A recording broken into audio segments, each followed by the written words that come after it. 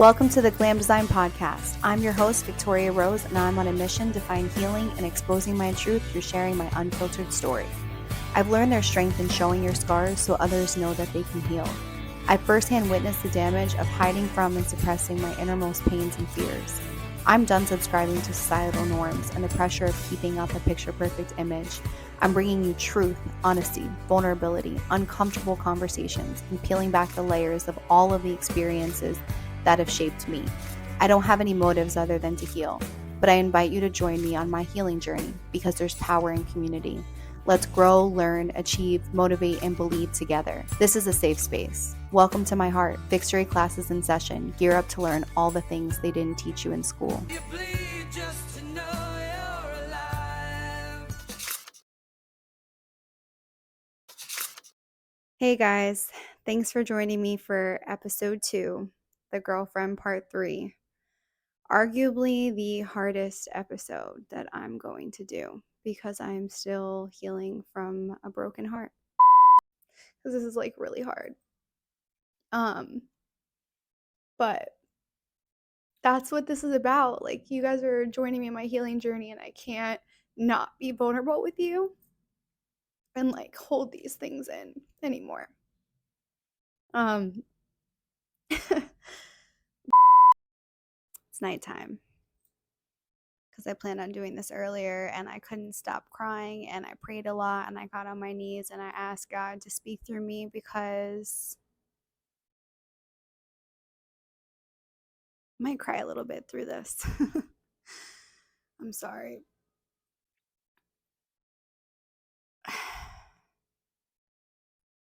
There's so much distracting noises.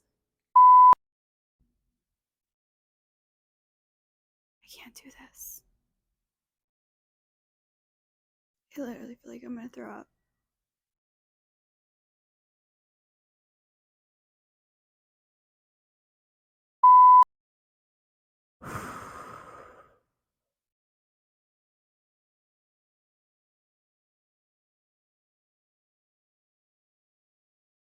I don't even have the words. Maybe tomorrow.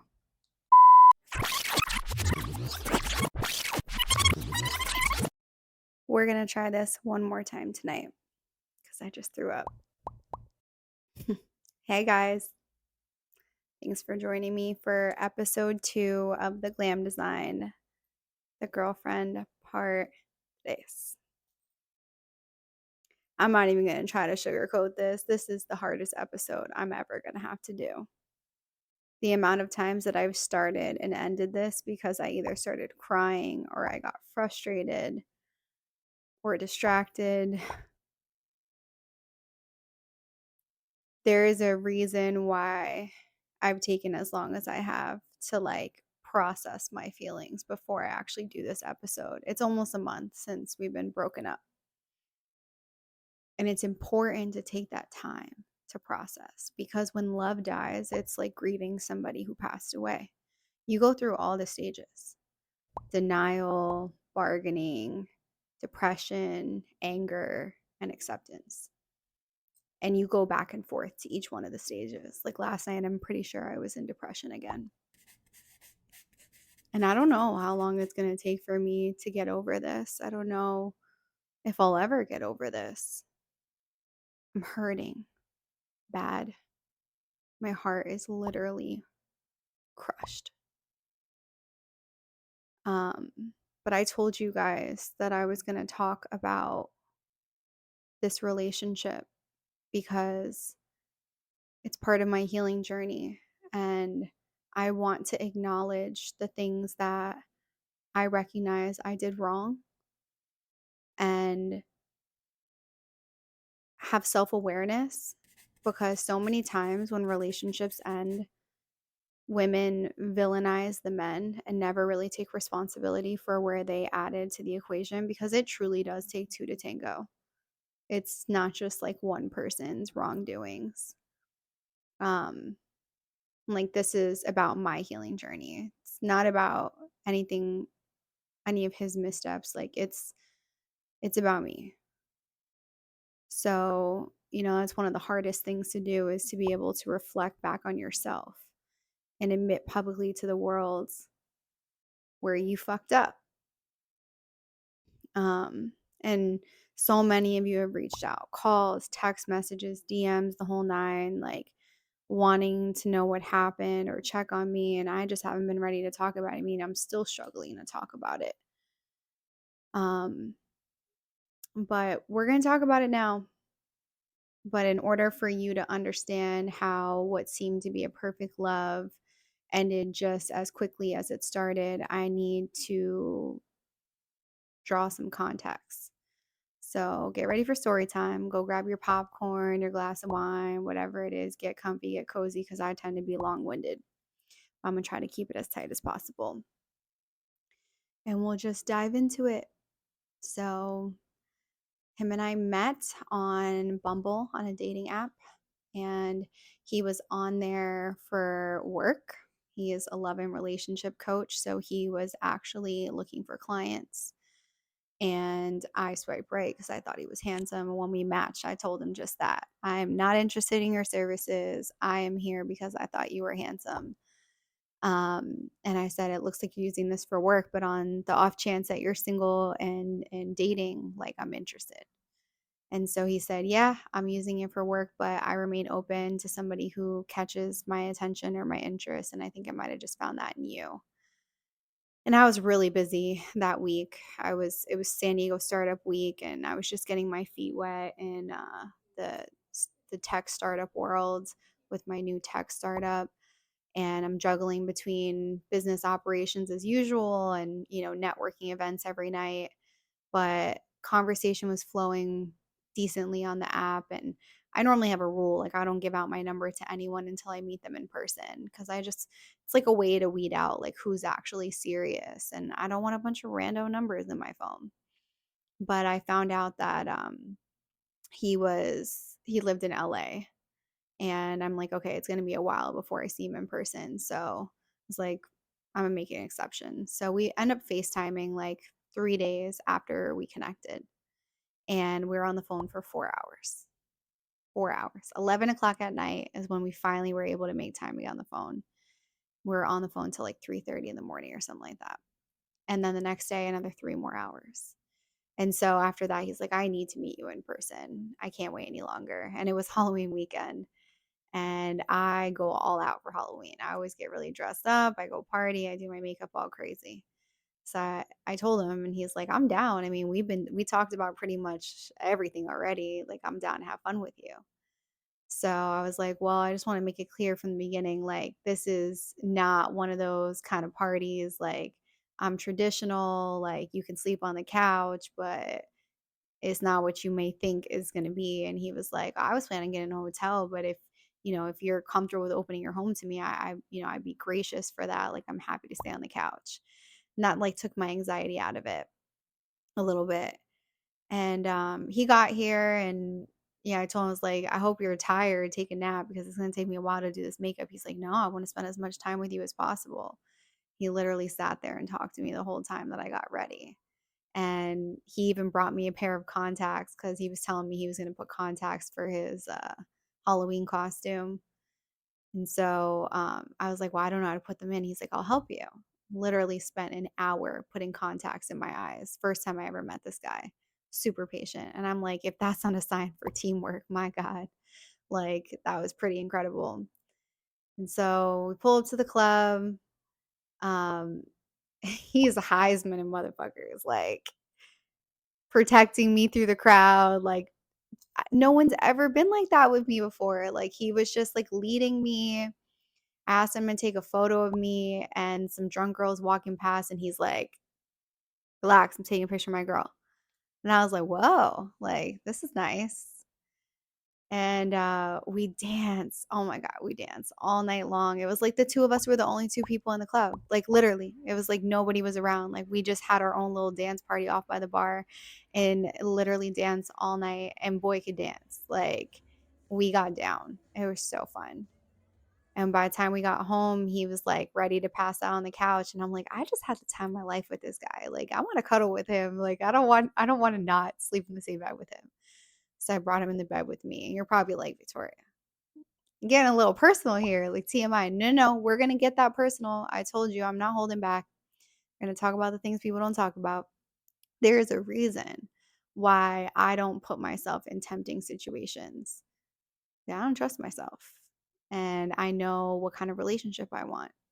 So I typically err on the side of conservatism. But I will say I was good that night and I didn't give in. I was able to fight the temptation. And the next day we woke up and he was supposed to go back to LA and he's like, I'm just having too much fun with you. I want to cancel my plans. Like, I'm not ready to leave. And so he ended up staying another day and night. And we had Sunday fun day. We had brunch, had the best time together, and went to sleep. Didn't even try anything this time. And that made me want him even more. I'm like, he didn't even try anything. So now I initiated it. And I'm in my head the whole time. The whole time. Like, what am I doing right now? Like, I don't do this. It's been a long time for me. Like, I just completely overthinking. During, after, the next morning, and so it's like 6 in the morning, I think, when he left. It might even been earlier. And I'm like, I fucked everything up. I'm never going to hear from this guy again. And I come into my living room and my intuition was telling me he left me something. And I'm like, why it's telling me, I have no idea. But it was so on point. He literally left me a greeting card.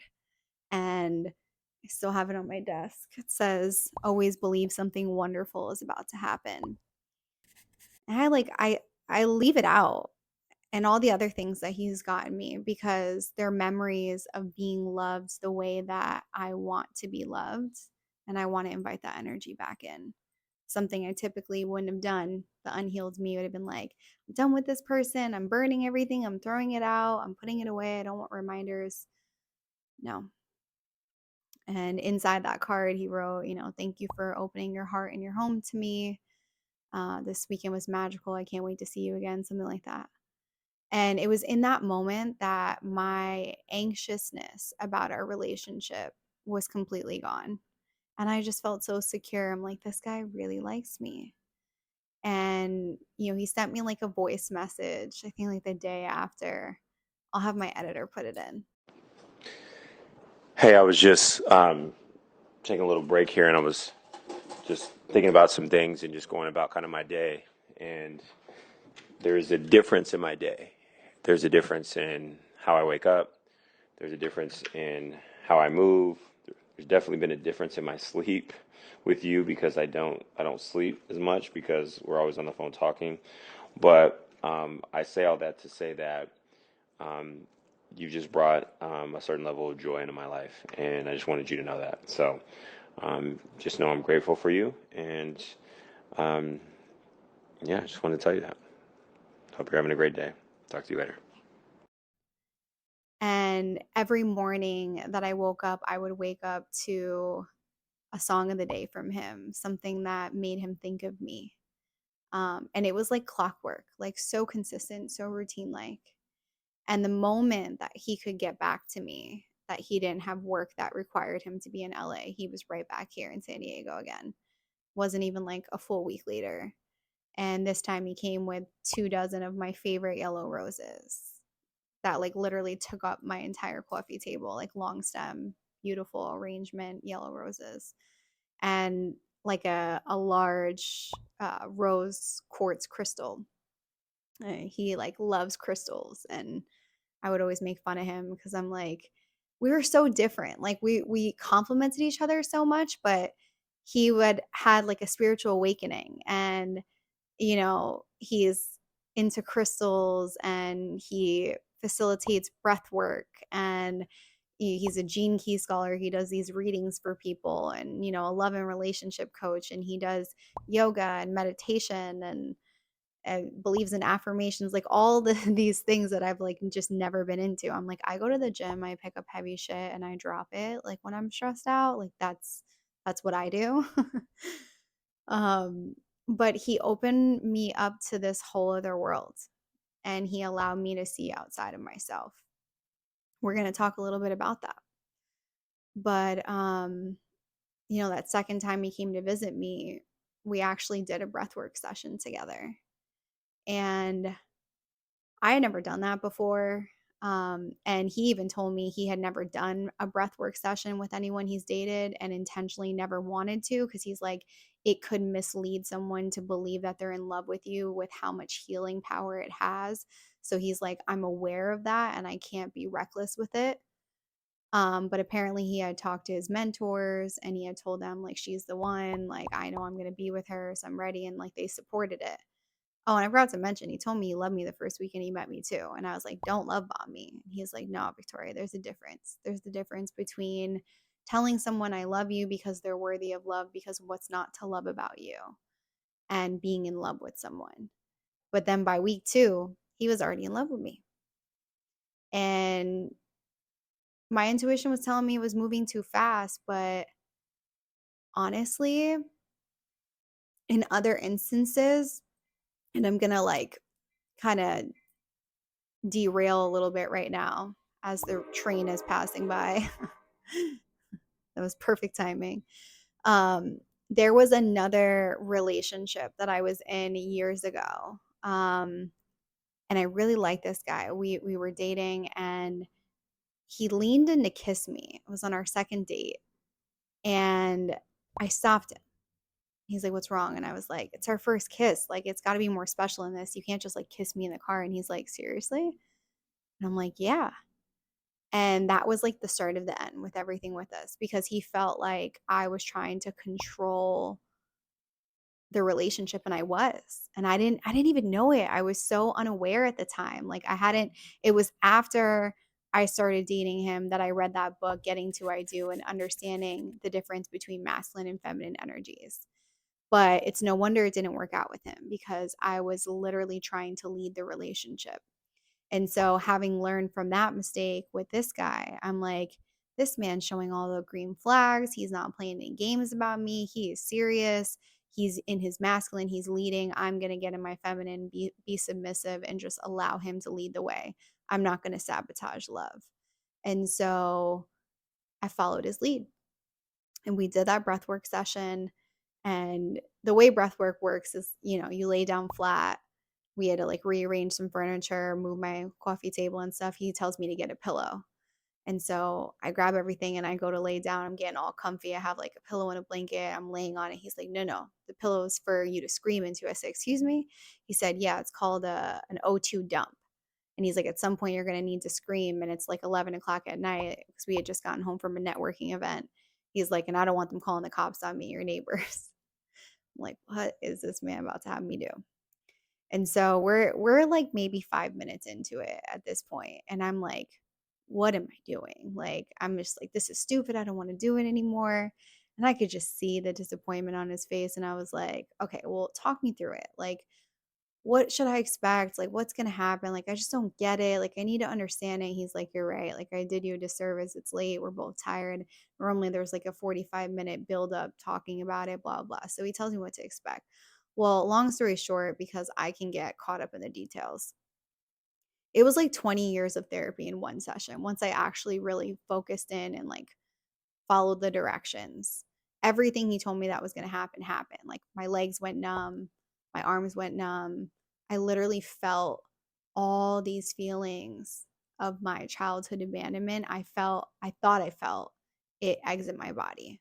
Maybe it did temporarily. Maybe it wasn't fully gone. I don't know, because it ended up coming back up. But it was like I felt it move through my body, and I felt so much weight lifted off of me. I felt so light afterwards. It's like he knew exactly when I needed to scream, and I screamed in the pillow, and I started bawling, crying, like, so bad after that. And he's just whispering in my ear, because I'm blindfolded. And he's like, I'm so proud of you. You're doing the work. You're worthy. You're so loved. And he's just speaking life into me while I'm having this really emotional experience.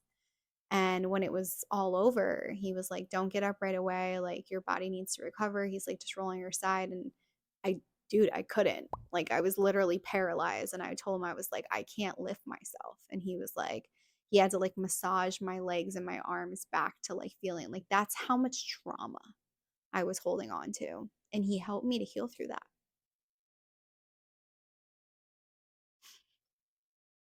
He helped me to heal through that. And he, it was just a really vulnerable moment for both of us. Sorry. Um, and so, like, we connected. Like, our souls, like, from the very beginning, like, our souls are just connected, like, in so many ways. It was just so real. And the next time, or the following weekends, like, every weekend we spent together, and that would go into the week too. So it's like I was with him for the next weekend, and it was like a 4-day weekend or something. And he was so excited. He wanted to show me where he lived, and he's like, for him, LA was the only option because I can work from anywhere, but he needed to be there for the other things that he does too outside of love and relationship coaching. He does training, and this man is a jack of all trades. He does a lot of different things. So um he knew that our future together would be in LA, and he wanted to convince me that that was the place to live. I mean, he was trying to convince me after week 1, like, hey, just move into my 3-bedroom house. And I'm like, I just signed a whole new lease for a year where I'm at. And I'm not moving anywhere until there's a ring on my finger. And he's like, you know what his response was? Say less. I'll have a ring next week. And I really thought he was joking. Well, that weekend when I went to LA, he had everything planned out. Like, every single day we had something going on. First, he had me meet his best friend, and then we did a date night, and he told me, just get pretty. He wouldn't tell me where we're going. Date night tonight. I don't know where we're going. I love it here. And we're in LA, and there's just a bunch of places that I've been wanting to go, but number one on the list was Catch, because I just had to have that influencer pic in front of the big door with the C. And as we're driving to dinner, he's like, where do you think we're going? And Catch is the first place, I guess. And he says no. And I start naming all these other ones. And he's like, no, no, no. We get to Catch. And I'm like, we're at Catch. And he was like, no, it's the place we're going is just in the same area. So we're like literally waiting at concierge to be seated, or the desk or whatever. I'm like, well, we're here. Like, can I just get a picture since we're here? And so he takes the picture of me, and then they sit us down. And I'm like, babe, we're at Catch. He's like, yeah. He's like, but we're also going to Mastro's for dessert. So he took me to 2 top places that I wanted to go that I had never been. But it was really interesting because, like, while we're sitting there eating and just enjoying our date, like, they're bringing us out all these, complimentary dishes. I think they brought us like 2 or 3 of them. And I'm like, do you know the chef here? Like, you got pull? What's going on? And he was like, oh no, I called him ahead of time and told him I was coming with the biggest influencer from San Diego. And I was like, why would you do that? Like, I am not that. That's such a lie. And, he just liked to always like joke like this, right? And by the end of the night, it started to get overwhelming because, like, this guy comes up and hands him a card and was like, hey, man, like, if you ever need anything, like, just call me. Like, this is my number. I'll take care of everything for you. And he's like, okay, babe, like, seriously, I'm a little weirded out because I didn't call them. I don't know anyone here. Like, I think they really just think we're somebody. Like, that's just the energy that we give. And so it was pretty funny. It's like we had a good laugh about it. Then we went to Mastro's. And so we had dessert there. We had the butter cake, which my earth mama, always raves about it. I'd never had it. And we're sitting at the table, and I'm just like looking at him. He's like, why are you looking at me like that? And I was like, because, like, this doesn't feel real. Like, I literally feel like I'm in a fairy tale right now. And everyone told me that fairy tales don't exist. Everyone told me that my expectations are from here to heaven. They're too high, and I can never achieve or get what it is that I want. I was like, but you seem perfect, and what we have is perfect. And I was like, I'm meeting your parents in 2 days as your girlfriend, but like, you still haven't asked me to be your girlfriend. So I don't know. I'm just like waiting for the hammer to drop. Like, where's the catch? And he's like, do you think I'm playing about you? And I was like, I don't know. So I'm trying to figure out. So he takes out his phone and he shows me a picture and email communication between him and this jeweler. And he's literally designing my engagement ring. Because when he said, like, when I told him I needed a ring in order to move in, I jokingly sent him the ring that I wanted. He took it serious. And I was like, oh, my jaw dropped. Like, I couldn't believe it. Like, I was literally just, I was speechless. I'm like, oh, he's not playing. And then he opens up a note on his phone labeled Victoria Rose. And he literally took notes of all the things he was learning about me, my favorite color, my favorite flower, my birthday, places I wanted to visit, restaurants I wanted to go to, the fact that my Movado watch got stolen at the airport. Like, this man was taking notes and not playing about me. And I was like, oh my God, I feel like I won the lottery. Like, every day that I woke up with this man, I felt like the luckiest girl in the world. I remember walking one day, like walking Teddy. I'm like diverting. I got to remember to bring myself back. Because I remember like walking my dog Teddy and just saying, like, I'm so loved. Like, I feel like $1,000,000. I'm on the top of the world because this man just made me feel like I was the best thing since sliced bread. Anyway, after Mastro's, we went out dancing to a place I had never been to and walk up right to the straight of the line, like front of the line. And they just opened the red like rope and we walk right in. I'm like, did you know someone here? And he's like, no. He's like I said, we just look like we're somebody. And it's like things like that were happening all night. And like we're at like this hot nightclub in LA and like everyone goes there. And I'm like, this place is not fun. And he was like, I know you want to go someplace more fun. And I'm like, hell yeah. And so he takes me to like another like unknown kind of hole in the wall spot, I guess, that had bomb ass music. And we literally dance our asses off because we just love to dance. And we're leaving from that club. And this guy randomly calls him over and was like, hey man, like I see you're with your lady. Like I want to give you some beers. And I'm freaking out. I'm like, it's late. Don't go up to some random car. What just happened right now? This guy in a fucking Mercedes Sprinter van behind my car What the actual gave me this beer. Because he said what? He's first of all, he's like, I see you with your girl. Do you want a beer? And I'm like, no, I don't drink beer. And he's like, no, you gotta have a beer. And he pulls it out and he says, Victoria, Babe, on the fucking beer. Name. Are we gotta research this. There's some shit. Joking? There's some shit. Oh my God! I wonder crazy. if it's any good. I don't even drink beer. I don't drink beer. We ain't gonna open it right now. That's wild. Tonight's been crazy. That's wild. He gives him beers with my name on it. Literally beers that said Victoria. And it's like just all these weird things happening through the night. And it's just like, it was like signs all throughout the night of like, we're just destined and like supposed to be together. And like, we talked about how odd that night was, and, like just all the things happening. And, you know, now fast forward to like the next really monumental moment that we had. We were in Oregon. We ended up taking a trip. He wanted me to meet his brother. So we flew out to Oregon. He coaches for, or I think Oregon State or University of Oregon. I can't remember what it's called. And I just like went to my first like real football game. I left my heart in Oregon. And he was like, do you want to meditate with me in the morning? We woke up in the morning and I was like, yeah, let's meditate. And so it was a visualization meditation, and you're supposed to visualize your life for the next 5 years.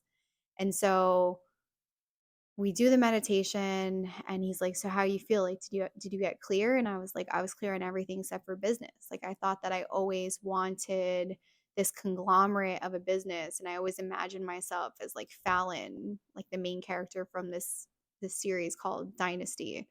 But I was like, but I just can't envision it. Like, I don't know what I want to do in business. And he's like, okay, well, we need to get clear on that. So like, let's do another meditation. So we go back into meditation. We're in different parts of the hotel room. He's on the couch, I'm on the bed. We're like 3 minutes into this meditation. I'm getting irritated because I'm like, it's just not coming to me. And then like 3 minutes in, 4 minutes in, I finally get this vision of me sitting in a room and I'm writing. I'm just by myself and I'm writing, and I start crying in the meditation. Once it's over, he comes over and he's like, did you get clear? And he sees that I was crying, and he like lays down in the bed with me to comfort me. And I was like, yeah, but like, I don't want to accept what I saw. Like, and mind you, he didn't know these things about me yet. Like, he knew at some point I always wanted to write a book, but like I had never gotten into the depth of it with him. And so I told him, I'm like, I know my calling and my purpose is to show my scars so other people know that they can heal, and I should be writing, and, I should be helping people. And altruism is at the top of my list, but I just don't feel like I'm in a position to do that right now because that doesn't make any money. And, I have these businesses I need to run.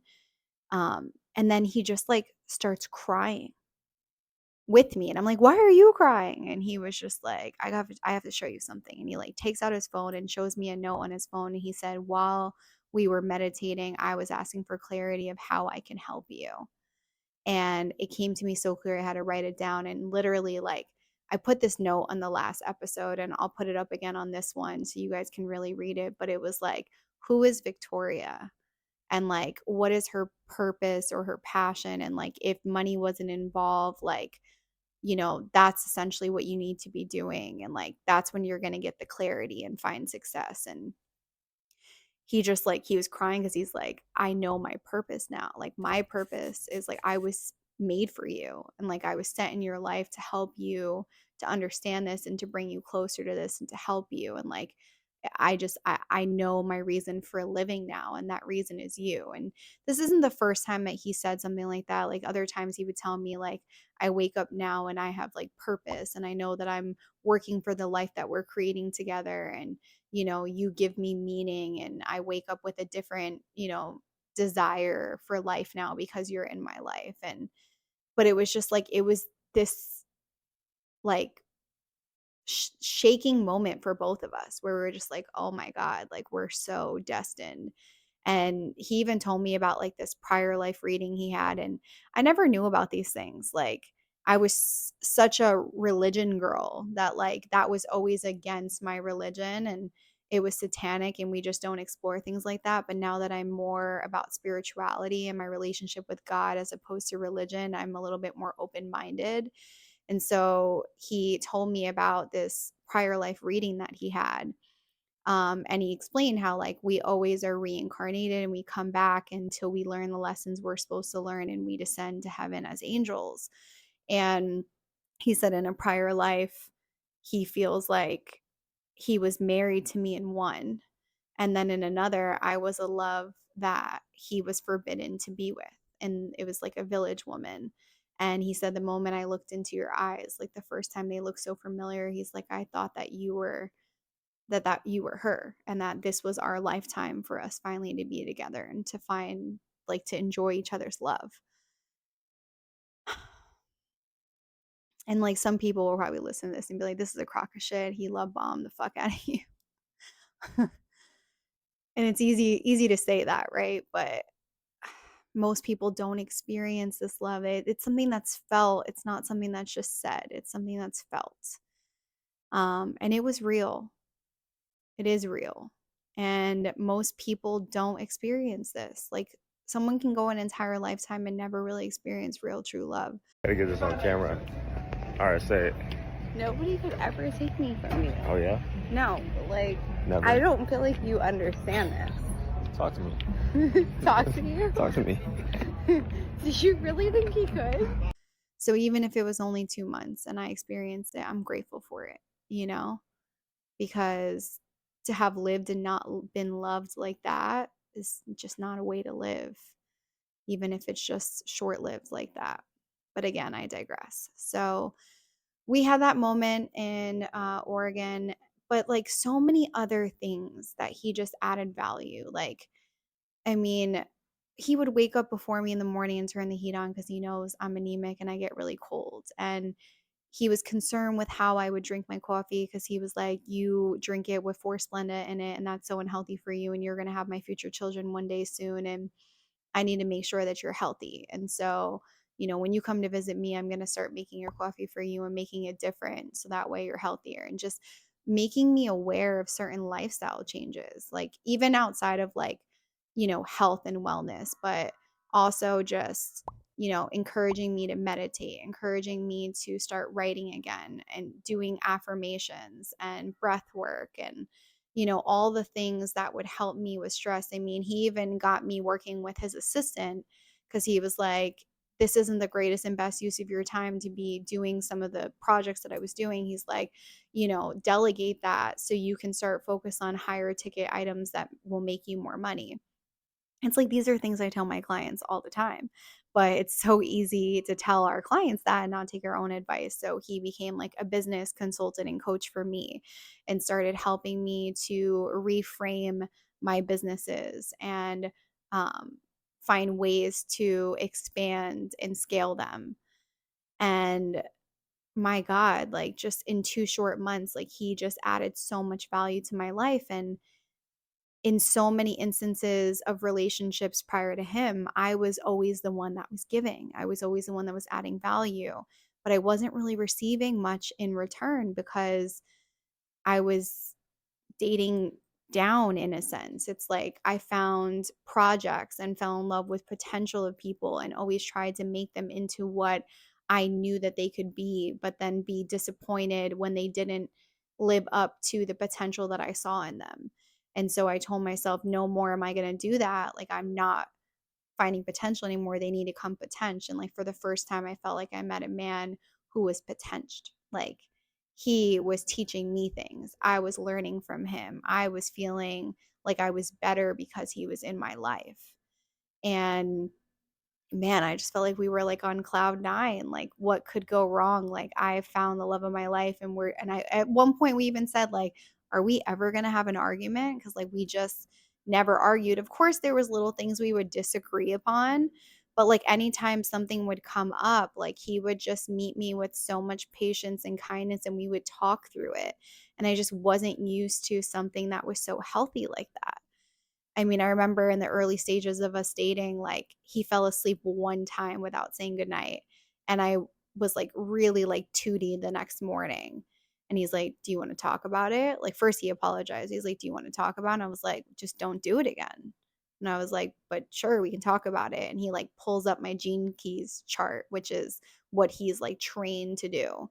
And he shows me like a spirit of anxiousness in my chart, and he's like, you're not wrong for feeling this way, like this is part of who you are, but once you have self-awareness about it, you can navigate through it differently, and it doesn't have to like rear its ugly head, and just like a man that can help you through your insecurities and help you to become secure is like chef's kiss. So I was so secure, so secure in my relationship with him. And I stayed with him for like 2 weeks at his house. Like he didn't even want me to leave, like because we ended up going to Vegas after that. His brother won that game, and so he's like, "There's no point of you going home. Might as well stay here." And so I just felt myself really falling into my femininity with him, like whatever I can do to make his life easier. Like he loved breakfast, so I would cook breakfast as often as I could for him, and he's sucked at folding clothes, and I'm like anal retentive. So I like always folded his clothes. Like whatever I could do to help make his life easier, because I felt like he always made my life so easy, solving all my problems. So then he ended up leaving for vacation. This was a vacation he had planned before he even met me with his best friend. He was supposed to be his best friend's plus one to a wedding. And I remember mama saying, like, you're so secure. Like, I've never seen you like this before. Like, he's going on a vacation without you. How are you not freaking out? And I'm like, because like I trust him. Like, we have trust. Like, we're good. And he like kind of warned me ahead of time. He, gave me a heads up. Like, I'm not gonna have the greatest service over there. So like we probably won't be in communication as often, blah, blah, blah. And so I mentally set those expectations. But like here's where things started to really kind of downward spiral. And this is where I really want to dive into some key lessons learned. This man was going on vacation, and he deserved this vacation. Like from my experience with him, the time I was with him, he worked really hard, and he deserved to disconnect and enjoy that time with his friend. And I went into OCD mode and just was overthinking everything. Like, it's our first holiday together. So, I got the matching PJs, and where am I going to be cooking? Like, I knew that we talked about starting our own new family traditions of the two of us, our first Christmas together. So I said, it's important for me to keep Italian seven fishes Christmas Eve. And so I said, I want to like make that like a dinner for us. And he was like, yeah, let's do it. So I'm like, well, am I going to be buying groceries here or there? Like the logistics of it all. I'm like ordering presents for his family. I'm like, am I ordering this to my house or your house? And this man's trying to enjoy his vacation and I'm like bogging him down with logistics of things like this. So that was like day one. Day two, I'm like asking him about, are we going to my cousin's wedding? Like she's looking for our RSVP. Like we're already behind on that. And I'm having that conversation. Day three, I'm like talking about, I think I got my fertility results back and I like completely WebMD'd myself thinking like the sky is falling and it wasn't even that bad. And he's just so supportive and, well, did you tell the doctor who I am and our chemistry? And like, we're not going to have any problems, babe. Like, when the time comes, like, don't worry, you're going to get knocked up. And just such a supportive man. And then by day four, you know, like, what are we doing for New Year's? And New Year's is such a big deal for me. And he doesn't even know this, but I'm in my head, literally overthinking and getting ahead of myself, thinking that we're going to get engaged on New Year's. I know it sounds crazy, but I'm like, with the way everything else was going, how non traditional and not to society's norms, I'm like, he already showed me the ring. And earlier in our relationship, he told me I'm the best thing that ever happened to him in 2023. And he wants to start 2024 off the right way, and talked about a staycation and asked me like where we should go. He asked me about 5 different places in California I've never been yet that I wanted to go. So I'm like, well, it's 2 weeks prior to New Year's, just about, might have been like 3. And I'm like, what are the plans? Like, what are we going to be doing? Like, I'm trying to figure out the logistics of everything. Well, he ends up telling me he didn't have anything planned. And I guess somewhere along the line, he changed his mind and we weren't going to be doing a staycation anymore. So now I'm like in my head, overthinking everything. And I'm like, okay, so you changed your mind about the staycation. You still haven't officially asked me to be your girlfriend, even though I ended up like meeting your family as your girlfriend and your friends and your best friend, like everyone in your life. But like you still haven't asked me yet. And we said we were going to go to my cousin's wedding, but now we might not be going. It's just, I started to be like, okay, well, there's a lot of things that you said you were going to do and you're not doing. And like now your actions aren't aligning with your words. And I'm like literally overanalyzing, overthinking everything and making problems where there aren't any, because this man was committed to me, but priorities shifted a little bit. Like when we were coming back from Oregon, he made shared notes with me, 2020 goals, 2025 goals, and he collaborated and shared the note with me, and he encouraged me to go on there, and we started making our goals for the year together. And on there he wrote for me to move to LA in November when my lease ends, and that was in 2024. And in 2025 he wrote get married in Italy. That was something we talked about we wanted to do. Like, I don't want a wedding, I want to elope. um and like these were things he initiated. And so he reminded me in those moments of like, it's not that I don't want to do those things with you anymore. It's that I was excited when we were first dating, but things got serious a lot faster. And like, we need to prioritize now. Like, we have other goals for this year. And so he said, he's like, lately it's been so serious and so heavy. And like, I just miss my best friend. Like, can we just smile and enjoy each other and like laugh? And I remember like hitting him with some snarky remark and just like, you know, not all of us are in vacation mode. Like, you're in sunny Costa Rica and I'm sitting here in year end trying to find my next investment deal and trying to close out the year strong. Like, it's not always going to be flowers, sunshine, and cupcakes and rainbows. And probably wasn't the nicest thing to say. And I ended up feeling bad about it afterwards. So I tried to like show him that I heard him, and I sent him like a nice, cute, like sexy video later that day. And like, I'm waiting to see for him, like if he opened it, and like what his reaction is going to be. Cause like, I don't really do these kind of things. And in that time of waiting, I realized that I no longer could see his status on WhatsApp. And so I asked him, like, why can't I see your last scene on WhatsApp? And eventually, I guess they were out, they got home, he like read my message and he responded with like heart and love eyes to the video I sent. And then he said, just got home, I'm about to go to sleep. Good night, love you, talk to you tomorrow, but like didn't acknowledge my question. And so now I'm pissed. So I like call him, he answers like on the toilet. And I was like, why didn't you answer my question? I'm like grilling him. It's 4 in the morning his time, and it's like 1 o'clock my time. He's like, what are you talking about? And I was just like, the question about the last scene on WhatsApp. Like, why are you acting you know what I'm talking about? Because I guarantee you that if I asked you to share your screen right now, it would show me that you change your settings. And like, he's like, yeah, I changed my settings. I'm like, well, then why'd you just lie to my face? Like, I literally just asked you and you kept acting like you didn't know what I was talking about. It's like, Victoria, it's 4 in the morning. I'm not dealing with this right now. Like, I need to go to bed. And he hangs up the phone. And here's the problem. I've never talked to him like that. I've always given him respect. And he's never met me with that kind of response either. He's always met me with patience. And so in that moment, it triggered some really bad wounds that I thought I had healed from that weren't. And I went into a downward spiral. And so I started texting him and calling him back to back and acting crazy.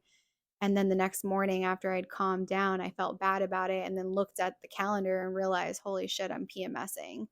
And that's a whole nother conversation. I've been on birth control for like since I was 18 and recently got off to test my fertility. My hormones are just like wonkers, like just so crazy, out of control. I'm actually back on birth control now because I hated the way my hormones were so dysregulated, not being on it.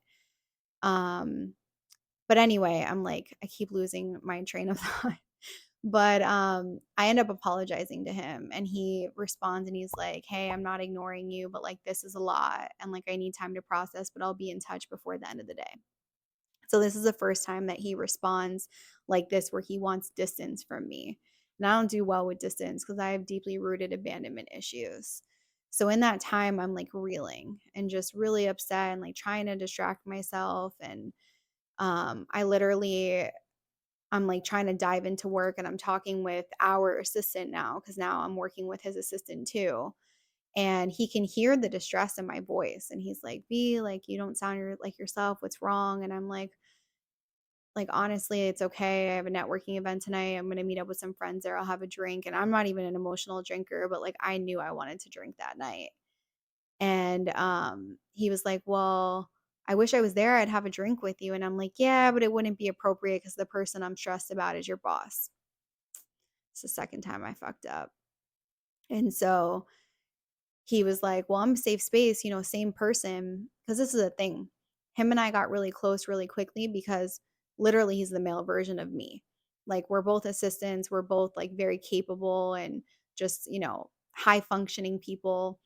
And so he was like, you can talk to me, I'm your friend. And I needed to talk so bad. And I made a poor judgment call in talking to him. And I opened up and told him I felt like I didn't know if I can trust him anymore. And I didn't understand why he would change his settings like that. And he's getting ready to say something. And then he stopped. And I was like, no. I was like, you already started, finish what you were saying. And he's like, and I was like, don't play this game with me. Like, tell me. And so he ended up dropping a bomb on me. And he told me, the last night that he was in Costa Rica, because they were going to 2 different countries, they're going to Colombia too. He was like, he ended up staying in a hotel that's known for prostitution. And I was like, no, I don't believe it. And he was like, I didn't either. And I was like, well, I like, what proof do you have, And he was like, well, I had to change the hotel reservation. When I call, like, they tell you over the phone. And I was like, no, I need to hear it for myself. Like, I was literally in denial. And so sure enough, I call the hotel and I get the confirmation. And then I end up like looking on TikTok and like finding articles, and like this place is known for it. Like it's no one goes there for anything other than that. Like it's, even though it's a casino, like people only go there for one reason. And I just couldn't believe it, because I'm like, there's no way he cheated on me. Like there's absolutely, and still to this day, I don't believe he cheated. People are going to call me crazy. They're going to come for me. Come for me if you want. Is my relationship, not yours, and I was in it, not you. But I truly believe that he didn't cheat. And so we're going to get to that part. But from there, I tried to trick him in. Well, he ended up texting me that night, like 11:30 before the end of the day, like he said he would, and just said, um, I've had some time to think about this. Like, I still love you. I want to work through all of this. Like, I want to support you because, he knows I'm struggling with my PMS issue. And he's like, do you want me to call you tomorrow, or should we talk about it in person when I get back? Is that a better idea? And all this stuff. And I got fucked up that night. Like, fucked up. And I never ever get like that. Like my neighbor literally had to drive my car home. I woke up, it was like 4 in the morning or 3 in the morning, and like I still had my all my clothes on. Like I think I had my extensions in my hair that night, and I was like woke up like extensions still in my hair, like everything. And I finally texted him back at like 3 in the morning, and I was like, yeah, I think we should talk in person when you get back. And at this point, he didn't know that I knew about the hotel, but I wanted to talk to him about it in person because I felt like that would be more productive. Well, from there, um, he basically said, well, we wouldn't be able to talk until in person until like basically right before Christmas. And he's like, that's going to be too long. So he was like, let's FaceTime when I get back. And, like we're adults, like we can still talk until then. And so I didn't bring up the conversation that we needed to talk about, but I was trying to bait him into lying. So wrong. I had a friend who was going to Costa Rica that Sunday, and he knew. So I was like, oh, he wants your itinerary. Can you send over all the places that you stayed and you visited? Because he's not a good planner. He's just going to follow your itinerary. And I just kept pushing it and pushing it and pushing it and reminding him. And I think he caught on that something was weird. And he ends up saying, like, I think we should just talk when I get back. And I'm like, at this point, I'm like, I'm pissed. And I'm like, you know what? I'm just going to make it easy on both of us and tell you, I know where you stayed the last night you were in Costa Rica. And I know what it's known for. And as far as I'm concerned, like, this relationship's over. Like, if I can't trust you, I can't be with you. And, amongst other things that I said, I mean, I really don't need to get caught up in the details. Just like very, very intense things. Um, Nothing that was disrespectful. It was all honest and it was all true, but like it was intense. And so he ends up calling, and I was like, I thought you didn't want to talk until Sunday when you get back. And he's like, yeah, it's a little too late for that. And we start talking about it, and he ends up taking full responsibility. Like I thought for sure he was going to admit to staying in the hotel, because I knew about it, but like say, I didn't know what kind of hotel it was till I got there. But that wasn't the case at all. He was like, I knew where I was staying, I booked it ahead of time, and I've actually stayed here in the past when I've been to Costa Rica in the past. And his whole thing was, I thought we had trust. I wasn't traveling by myself. I'm traveling with, someone else, and they wanted to stay there, and like, they're single, they can do what they want. And, I know myself, and I know I'm not going to do something that's going to, uh, like I knew I wasn't going to cheat. Like I know I had self-discipline, but like now that I see how upset it's made you, like I 100% would never do it again. And like I regret doing it. And I was like, well, yeah, like you didn't consider me. Like you didn't give me a heads up ahead of time to let me know you were going to be staying there. And you also didn't think that this would be disrespectful to me and our relationship. Because if you would have asked me, I would have told you, absolutely not. Like, I'm not comfortable with it. I don't like it. Like, and more so, I would rather you have said, like, you're single, you can do what you want, but I met the love of my life and I'm not going to jeopardize that in any way. So I would stay somewhere else and like meet you the next day. And so he didn't try to sugarcoat it. He took ownership of that. But he was like, well, I made one poor judgment call. But I didn't cheat on you. He's like, are you going to throw the whole relationship away because I made one poor judgment call? And I was like, thinking about it, but still highly emotional and like triggered. And he's like, well, how did you find out anyway? And I'm like, it doesn't even matter. Don't worry about it. I know. And he's like, Victoria, I just was honest with you. I didn't hide anything. I took responsibility. Like, if we're going to have trust, like, you tell me how you know. I'm like, he's right. But I still fucked up. And I didn't tell him. I lied and I said I went through his email because I felt inclined to protect the assistant because I'm like, he had my back.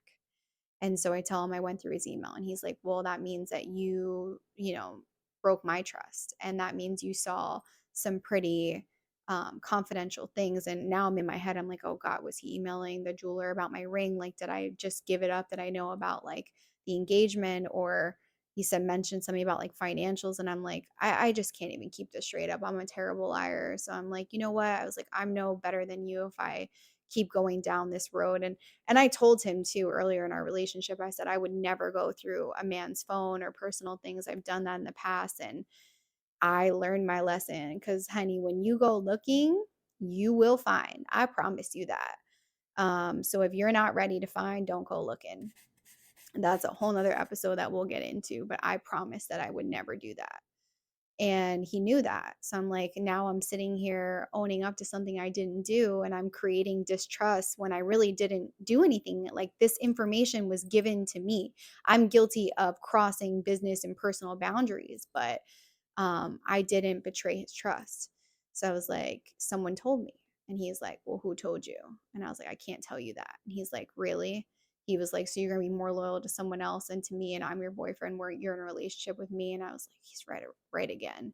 I was like, well, I could tell you, but if I tell you, I was like, you have to understand that there's going to be consequences that like are associated with this. And he's like, I want to know. And I'm like, our assistant. And he's like, he lost it. He's like, fuck, Victoria, like, what if we had a business together and like you just don't cross business and personal boundaries and like now business operations are affected and you got to fix this and now I got to think about this. I can't even talk to you right now. And he ends up hanging up the phone. And you know I think I continue to text him after that. Like the last message he said to me said something about like loving me unconditionally, and I just felt like, okay, we're going to work through this. And then I didn't hear from him the next day, and I'm like worried. I'm like, hey, are you alive? Like, is everything okay? And I ended up coming clean with the assistant. I was like, at the end of the day, like, I can't keep up the lies. So I told him, I was like, listen, like, I totally understand if you don't want to work with me anymore, if you don't want to be my friend, but like, I threw you under the bus. I just couldn't keep up the lie. And he stopped me. He's like, V, like, same person. Remember, like, our moral compass is the same. Like, I knew what I was doing by telling you that information, that it could potentially come back to me. So he's like, I'm not mad. Like, thank you for telling me. It is what it is. Like, I'm ready to have the conversation with him. Like, he should have never put me in that position. Like, I come from a broken home. My dad cheated on my mom. I got triggered, and you're a good woman. And I didn't feel like that was right. I didn't want you to be put in that position. And I was trying to like protect you, and he's like, you didn't deserve that. And so if he didn't want me to know, then he should have never brought me into it, because now he's making me keep his secret, and that's not fair. So he's ready to have the conversation. um but at the end of the day, this is the thing, like, when it boiled down to it, he ended up not wanting to communicate with me until he got back. And I was like, just trying to check on him, like, did you make it to the airport okay? And he's like, not wanting to have any kind of communication until we can talk. And so I'm overthinking, and my anxious attachment style is like being triggered. And I'm trying to figure out, well, what's the nature of the conversation? Because I'm having anxiety around it. So I'm like, well, can you just let me know? Like, do I need to make other plans for Christmas? Or because I was really looking forward to not being alone for this holiday. And he wrote me back and said, no worries. Yeah, you should make other plans. And so I like knew in that moment that he wanted to break up. And I was just like, well, I don't want to have the conversation because I'm like, at this point, what are we even going to talk about? Like, you're going to sit here and listen to me cry. Like, I didn't want it to end this way.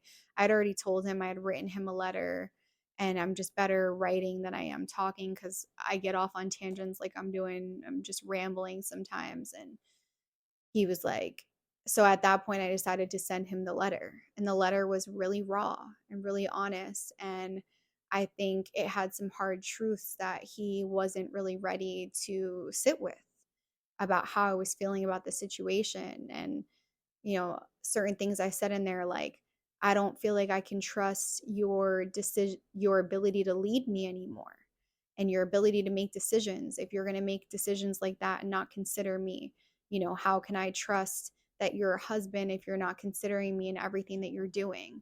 And I feel myself slipping back into my masculinity because of this. And I don't want to be that way in a relationship.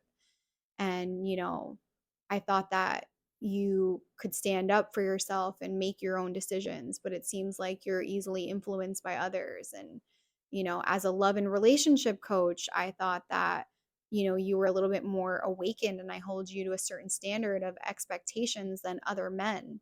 And how can you make a decision like that? And just a number of things. And, he read the message, and I also had said, I'm going to send the gift that I got your parents because it was like a customized gift with their last name on it. I was like, I'll send that to you. And all he wrote back was thank you. And I don't know if that was thank you to sending the gift or if that was thank you to the letter. But I ended up going out that night. I went to sing karaoke with my girlfriends. They didn't even know that we broke up. I wasn't ready to talk about it. I just acted like everything was still the same. But the entire time I was missing him. And I even remember texting while I was there, like, I'm at karaoke right now. And like, it's just making me realize how much fun we would have had doing this together, how much we love singing and dancing together, and like all the things that we never got a chance to do that I still want to do with you. And like, how can you just turn love off like that? And how can you walk away? And like, how can this be over? And, I'm just so in my head, and I tried FaceTiming him when I got home because I knew what time his flight was getting in. He didn't answer, and I think I sent him another text after that. And anyway, at 4 in the morning, I wake up and he had texted me back and he said his flight got delayed. And he's like, we can still talk tomorrow if you want to. At this point, I'm like, any opportunity to still be connected to him, I'll take it. And so we got on the phone and we talked. But he said, you didn't do anything wrong. He goes, you made me realize I still have a lot of healing and work to do on myself, and I can't do that while I'm in a relationship with you. He used the analogy about like putting a mask on himself before someone else, like the mask that comes down from the airplane, that he like needed to save himself. And I said to him, I was like, well, you're the main one that always says like, when you meet someone that you're really in love with, that you have to move and act differently. And so I'm going to challenge you, like, heal with me, like, work on yourself with me, like, try something different that's not in your comfort zone that you're not used to. And I was like, I forgive you. Like, I don't expect perfection. You made a mistake. Like, yes, you didn't consider me, but I truly believe that you didn't cheat on me. Like, I'm choosing to believe that because a woman will drive herself crazy thinking that a man cheated unless she's got hardcore evidence otherwise. So it's like you just have to decide if you're going to trust somebody or not. And I truly do trust him. So I'm not going to sit there and go crazy over something I have no proof of. And at the end of the day, what is he guilty of? For making a decision that made me feel disrespected. And so, yeah, he made a poor judgment call. But there's so many other instances where he did consider me. And yeah, he lost his temper with me and he yelled and, he cursed and he told me, he's like, it was unacceptable. I talked to you like that. I never want to talk to you like that. And I need to understand why I lost my cool and that's not acceptable. And so he was just really feeling like guilty. And I was like, yeah, but look at all the instances where you didn't do that. Like, I brought World War III to you and I'm trying to take responsibility, and I'm like, I didn't have to call you at 4 in the morning, do the things that I did and kept calling you and texting you. He's like, no, but you don't understand, Victoria. Like, every other time that we had our little disagreements, it could have turned into World War III, but I met you with patience and love and kindness. And because I responded the way that I did and not wanting to talk about it and just hanging up the phone, then it spiraled into all of this. And he's like, ultimately, trust has been broken now. And like, what happens if I fall asleep on the couch again and without saying goodnight? Like, are you going to be freaking out that I might be cheating on you? And he's been in relationships where trust was broken in the past. So I think he was really just in his head about what it would take to repair this relationship. And I think in his mind, it's like, it's only 2 months. And so it's easier to walk away now than to put in the effort that it would take to fix what's been broken. And that's speculation because he didn't really say a whole lot. But ultimately, I told him, I said, listen, and I'm crying the whole time, right? But I'm like, when I end things with someone, like, I don't leave the door open. Like, I don't do second chances. I don't do the back and forth. Like, I sever ties and I move on. I block people. I was like, but in this instance, like, I'm gonna move different because like I know you're my person and I love you, and I know you don't know that right now, but I think I'm gonna come to you in a dream and you're gonna see my eyes again and you're gonna remember, and I'm gonna be right where you left me. Like, I'm gonna move different with you, and I'm gonna promise you I'm not gonna block you. I'm not gonna do any of those things. And he started to cry, and those were real tears. And I don't know if they were real tears because he wasn't expecting me to say that and he thinks there's maybe still a chance for us, or if it was real tears because he knows that he doesn't want to be with me anymore and he literally just broke my heart. I don't know. But he's like, I gotta go. I can't stay on the phone. And I was like, I know, but I can't hang up. And so we hung up, and that was the last time I talked to him. There were some texts. There was actually like a 7 day like silence. Like, I wasn't posting on Instagram. I was just kind of sitting in my feelings, processing, not posting. Him and I hadn't spoken. And then Christmas Eve, he reached out. And the reach out was something like, hey, Victoria, I know things are different between us right now. And I know how special today is to you. So I just wanted to wish you a Merry Christmas and Happy New Year, filled with like lots of love and happiness. And I was just like, it was like said like it was a friend, like we weren't just madly in love with each other. So my response to him was like, thank you, but there's no happiness or love at the center. Like, that's actually what's missing. And he sent me like a hug emoji, and I sent him a crying emoji, and then I screenshotted his words to me that he had texted me just before he left on vacation, where I was like ordering his parents Christmas gifts, and he's like, see, this is why I fell in love with you, you're so thoughtful. And I was like, I'm just happy to have a warm family to welcome me for the holidays, because I had spent the past couple holidays by myself. And he goes, get used to it, boo. It's like he made me these promises. He told me that I had family now and that I would never be myself and he would never abandon me and that he was committed to loving me. He decided on me. And so no matter how hard it got, he was going to wake up every day and he was going to choose me. And I believed him. I really believed him. And in that moment, I just got so angry. My response to him was, I told him not to contact me anymore. I said, I was giving you space. I was leaving space for you to come back to me and for you to realize and fix what you broke. I said, but I'm not looking for your sympathy and I don't want just friendship with you. Like, I can't just turn off love like that. This was real for me. And so I'd rather you just not contact me. And you're gonna have to do what's best for you, even when it feels like shit. You have to understand that what you tolerate and allow in your life is what you will get. I was writing him letters every single day that we were not together. It was my way of like processing my feelings and not emotionally dumping on him. 'Cause that's another thing that I learned. Like, you really need to sit with your emotions for like 3 days before you make any decisions because so much can change in just 3 days. And I struggle with that because I'm so in the moment. And so I wrote my last letter to him on Christmas Day after not hearing from him on Christmas Day. Like he basically just started ghosting me after that.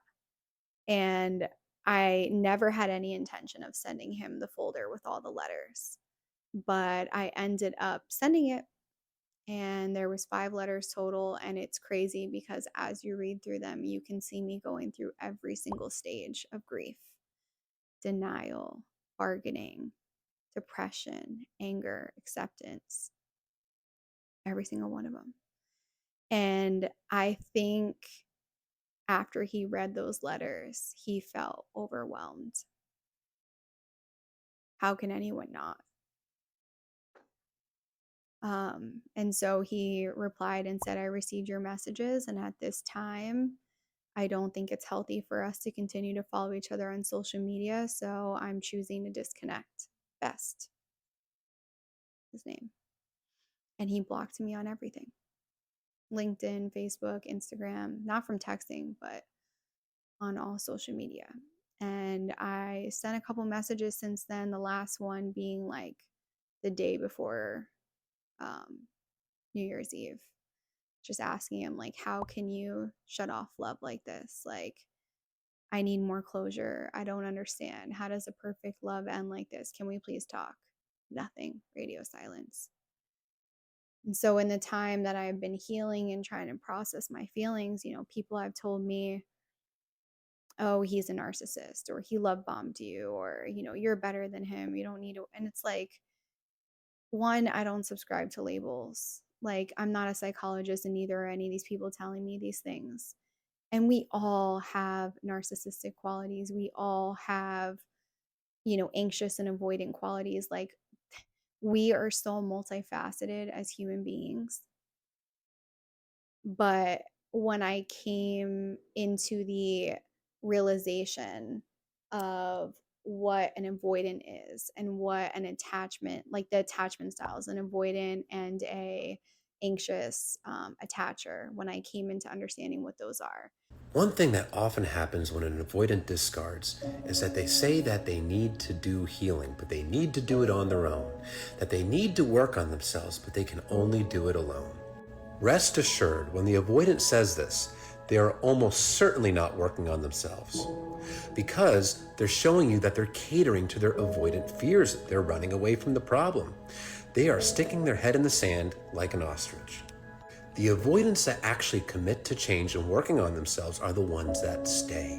They're the ones that don't abandon. They're the ones that don't run. When an avoidant gets triggered in their fear of abandonment, fear of engulfment, their instinct is to run from their problems. So are they really going to work on themselves when they're showing you that they're continuing to run from their problems? They just want the problem to go away. And their method of making the problem going away is not facing it head on. It is avoiding it. They are catering to their avoidance. So if they say they need to heal and to do self-work, but they can only do it on their own, unfortunately, it is extremely unlikely that they're actually doing any work, because their behavior is showing you that they're just running from the problem again, and they're not going to face it at all. I'm like, wow, I think that's actually really what happened here. I think that my abandonment issues were triggered, and that made me revert into anxious attachment style, which doesn't bode well with somebody who has an avoidant attachment style, which I think he does. And I never knew that because we didn't have enough time together for me to know that. There was never any true conflict until this time. And so there was a moment where we talked about the timing of our relationship, and where I felt like my tuition was heightened, my intuition was heightened, where I'm like, things are moving too fast. I don't know, you shouldn't have told me you love me this fast. And us, thinking about buying a house and moving in together and all these things. And he goes, Victoria, time is man-made, and that, we're, as humans, like, we're made out of light and energy, and time is just a way of, like, man to understand and measure what we are as light and energy. And I'm like, sounds great, like anything that can help me to justify my hopeless romanticism side and like justify how fast I want to love and without bounds and not guard my heart, just feeling safe. I felt so safe. But that's not the reality. Like, time is a true measurement. Like, time is what allows you to see whether someone can weather the storm, how they deal with conflict, and how they can show up for you consistently, if their actions match their words or if they're just saying what they think sounds good to you. And so, the biggest lessons that I've learned here, amongst others that I've already stated, like, not emotionally dumping on somebody, respecting people's boundaries for space and time, not crossing boundaries of business and personal, and, practicing positive and not toxic communication styles. Outside of those, also leaning into my own intuition and being comfortable enough to express, this is moving a little too fast for me, or we need to slow it down, just trusting myself more. And I'll never post someone publicly again, not until there's a ring on my finger, maybe not even until I'm married, because that was the biggest embarrassment that I've ever faced, is having been single for 3.5 years and preaching about the kind of relationship that I want, and then literally boasting to the world that I found it, and just almost testifying to everyone, like, see ladies, it's worth it. You, as long as you stay single and clear on what it is you want, like, look, I found this man that's literally treating me like a queen. And he did, but he's not anymore. And so it's time to stop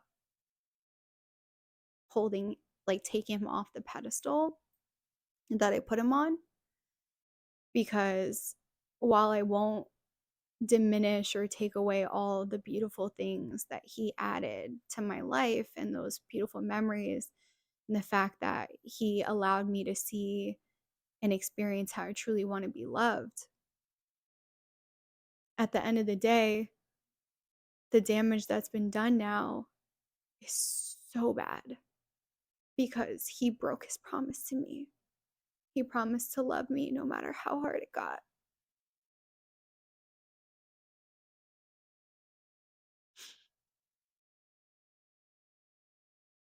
He helped me to heal my trauma, my deeply rooted childhood abandonment issues, wounds that he didn't create, but he ended up digging even deeper.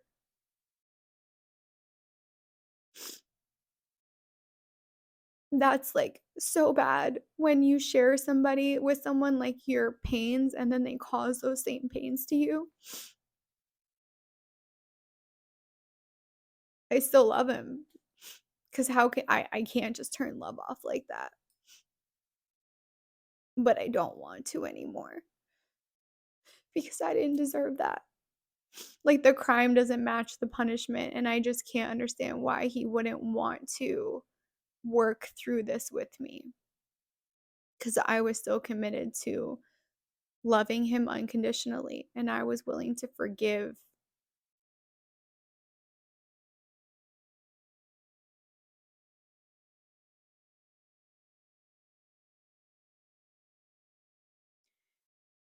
So I hope you guys have learned a little bit from my story, and I'm still learning to heal through this. And if there's anyone else who's been through what I've been through, I'd really appreciate it if you connect with me, because the only way that I'm going to heal through this is with community. This is definitely was very hard for me to do. I hope it even made sense. And God, I hope I didn't forget anything important. But thanks for listening. Lots of love and sparkle.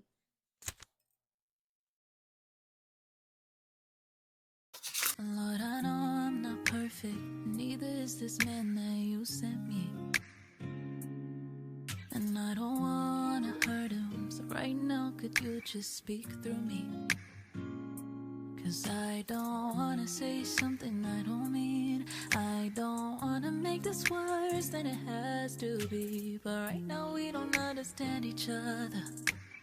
I just need for you to come and cover us. Teach me how to